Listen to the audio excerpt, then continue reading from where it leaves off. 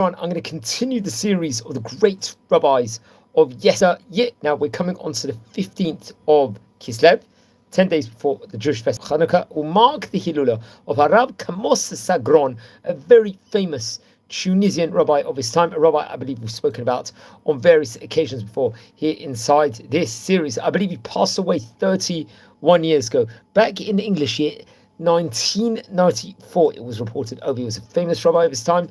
Let's explore a few of the highlights of the famous rabbi's life. Now, I think he came from a good auspices. His father's name was بعير, and I think his mother's name was Sultana. Sultana, and he was actually born in Jerba in Tunisia. Remember, Jerba had a great Torah Jewish community in of itself. Let's just say at Magnus time. Ishto hayita bito shel Chacham Yeshua Haddad. Okay, I'll just state what it says. Rabbi Kamos Sagron nolad imo Sultana v'la'aviv Tzion ba'it Jerba Tunisia. Ishto hayita bito shel Chacham Yeshua Haddad. So we've spoken, I believe, about the Haddad rabbinic family that was based in Tunisia, I believe, on various occasions before. And Rabbi Yeshua Haddad was very much, I believe, a famous rabbi of his time, a rabbi I think we've spoken about on various occasions before here inside this series. Okay, so let's be it as it may. So it's interesting. He would learn Torah, Rabbi Kamos would, under the auspices of some of the great rabbis of his city, including the famous Rav Kalfon Moshe HaKohen. Now let's say a word within regards to him. He was so great, arguably one of the great Tunisian rabbis of his time. Rav Kalfon was a rabbi we've spoken about on multiple times before here inside this series. That's something that very much I'll have to point over. He lived between 1874 to 1950. He was also from Jerba. He was also known for, as acronym the Ramach, and I think he actually had a grandfather who was Harishon, Rav Moshe HaKohen, the author of the Pnei Moshe book, respectively. Rav Kalfon Moshe was actually a Talmid, I believe, of Rav Yosef Barabi. He was very interesting enough. He was one of the great rabbis at that point in time. And he had become mastered, by the age of 17 years old, Jewish ritual slaughterer, and would really work within regards to that. And it's actually interesting. His wife's name was Rabbanit Masida, who was a daughter of Rab Aaron HaKohen, another great rabbi of this point in time, something that we have to point out. I think at the age of 43, he was appointed a member of the rabbinical court of Jerba and would work together with Rav Tzvi Kohen Yonatan, Rav Moshe Mus Kohen, really great rabbis of that specific point in time. And he passed away eventually on the 18th of Tibet in 1950. And many people would attend his funeral. Approximately 80 Torah works he published, I believe, on all facets of Judaism, respectively.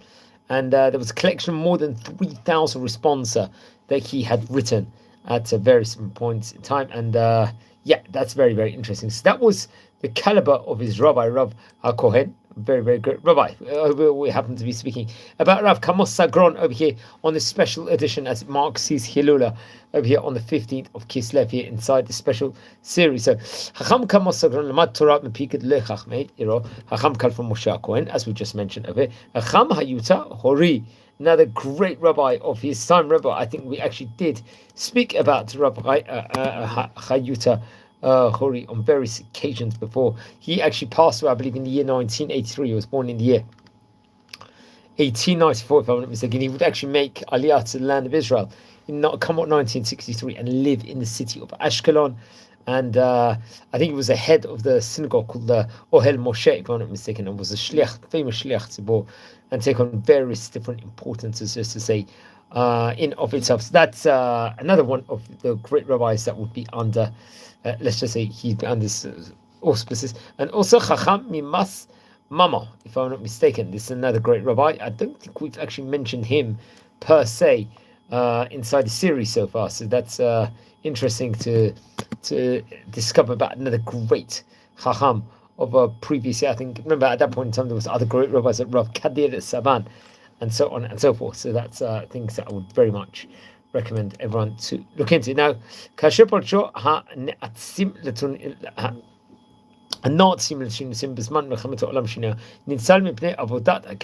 actually interesting.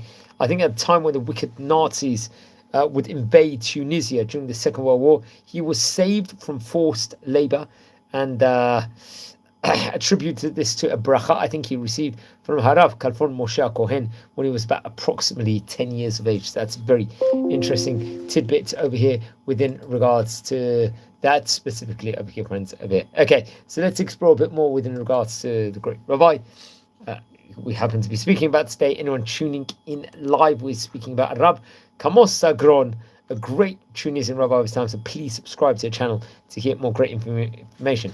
Lamrot, Haskalato Harabanit Ha'anafa, Nihal Chacham Kamos Sagron, Chayab Mishpacha, Pshutim Be'ir, Birat Tunis, Baparnas in Mishpachto, Bemtsaud Moholat Ktana. So, yeah, very, very interesting. So I think he had a great rabbinical education in of itself, but he would lead a simple family life in the capital city of Tunis. He would support his family with a small grocery store.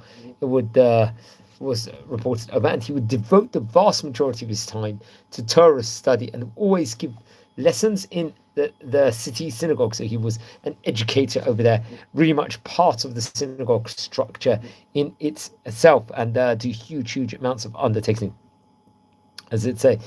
ניהל חכם כמוס סגרון, חיי משפחה פשוטים בעיר הבירה תוניס, בה פרנס את משפחתו באמצעות מכולות קטנה, את מרב זמנו הקדיש ללמוד, והיה נותן תמיד שיעורים בית כנסת בעיר. He would constantly give various different Torah classes all throughout the city. Then I think come with the year 1966, he would actually make Aliyah to the land of Israel and will settle in the city of Beersheba with his family. So very interesting. So like many Tunisians, there was a wave of aliyot, I think between 65 to 75 also from Tunisia respectively, which is very interesting. Friends, anyone tuning in live, we're exploring a few of the highlights of a great rabbi's life who happens to have been from Tunisia. His name was Rabbi Kamos Sagron. So please, friends, subscribe to the channel for some fantastic content we've got over here. So it's actually interesting. Rabbi Kamos Sagron would actually deal עשה כל חייו בלימוד תורה ושקד כ-50 שנה על כתיבת חידושים לגמרא. He write over various different, let's say, Torah novelties within regards to the Talmud. לספרי התורה והכתובים בעיקר תהילים ומשלי. I think he would write some writings on the book of Psalms, Tehillim, and also Proverbs, Mishle respectively. בכתב יד ספרדי המכונה חצי כמוס.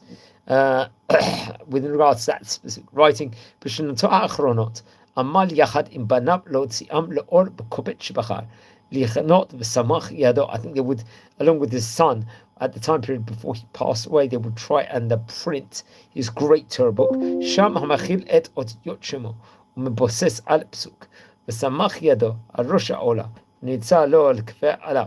If I'm not mistaken, very great. I think he was taken away from this world, I think on a Friday night, if I'm not mistaken. It was Ble'el Shishi, according to the Haimi website here, on the 15th of Kislev in the year 1994.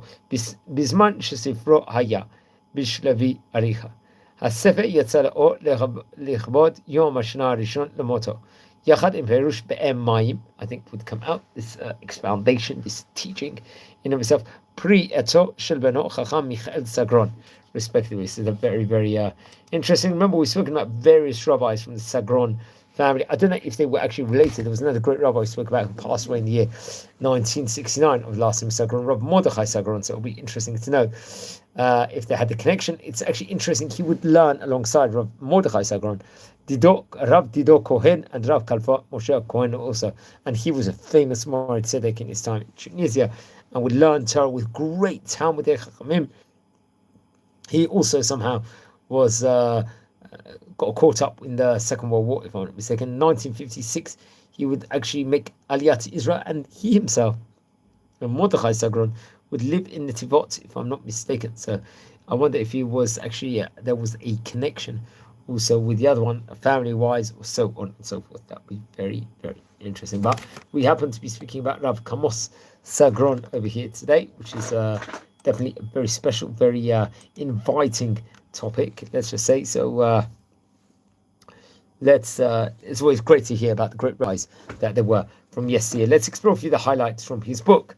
And the Sefer V'Samuch Yado, various teachings, let's just say, on expoundations of the Torah, on Tehillim Mishlei. This book comprises of, I think it was printed a year after he passed away, in 1995. It says, Mochiach Ma'ashevet Shahat Tshuva Mo'ila L'Chota'im Shehem Bechinat Banim That's one of the teachings he gives over. Another one. מלמד שיושב יחדיו בשלום. לא יפחד שלא יכול לקיים כל המצוות.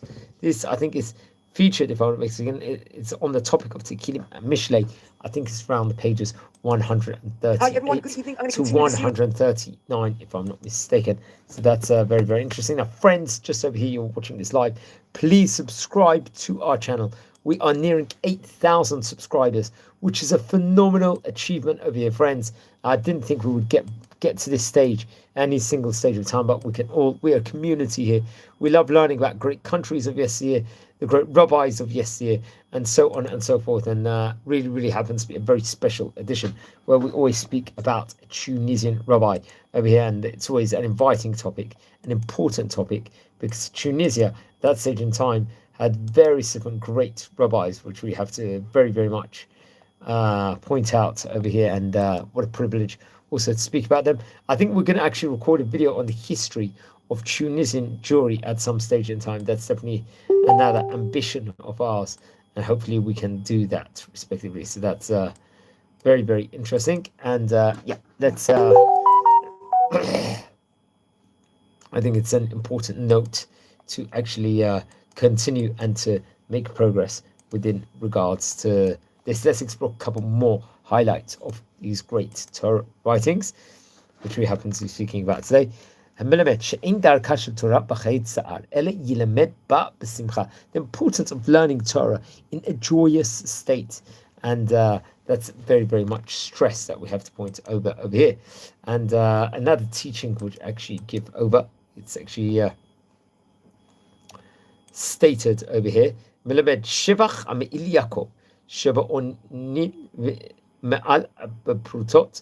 הכנסת. This, I think, is very much featured, I think, in the Chidushim on the expoundations of the Tzilim Mishlei, in page 35, if I'm not mistaken. It could be that Yeshivat Kisei Rachamim, if I'm not mistaken. This was, let's say, the bastion of the Tunisian yeshivot all over the world, would actually help print this out. I think they did have printing press, if I'm not mistaken, and that's also very, very important also to stress out. One last teaching, Melamed Sharasha Nimna.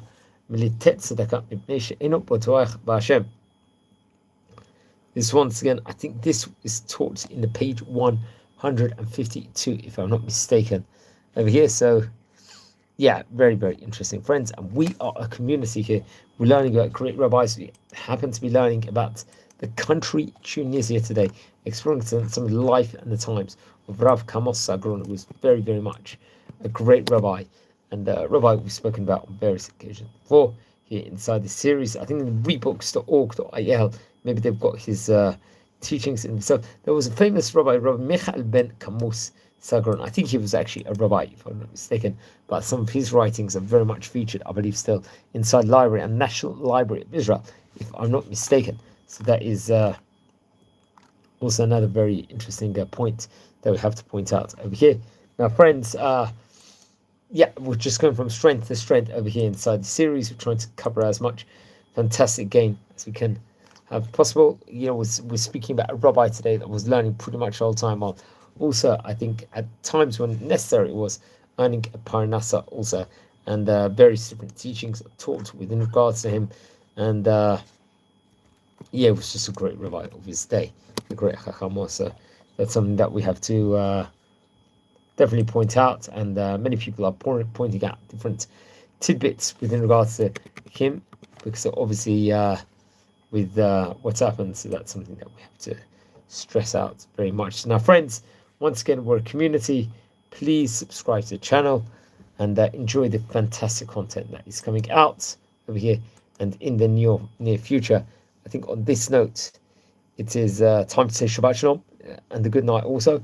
And Rav Kamos Sofer, we're going to speak about more great rabbis from Tunisia, I believe, next month or two, at the time period of the Hilula, or other great rabbis also, respectively. So very, very special communities that happen to be there, especially in Jerba. Jerba was a capital place for Torah learning in its day, especially at a window of time in the 1800s.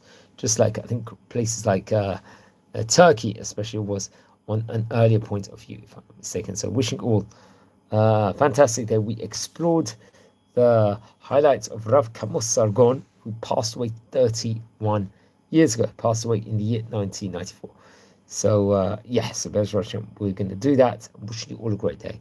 And thanks for spending time to watch and garner great information within regards to Jewish histories, within regards to these specific locales. So have a great day, friends.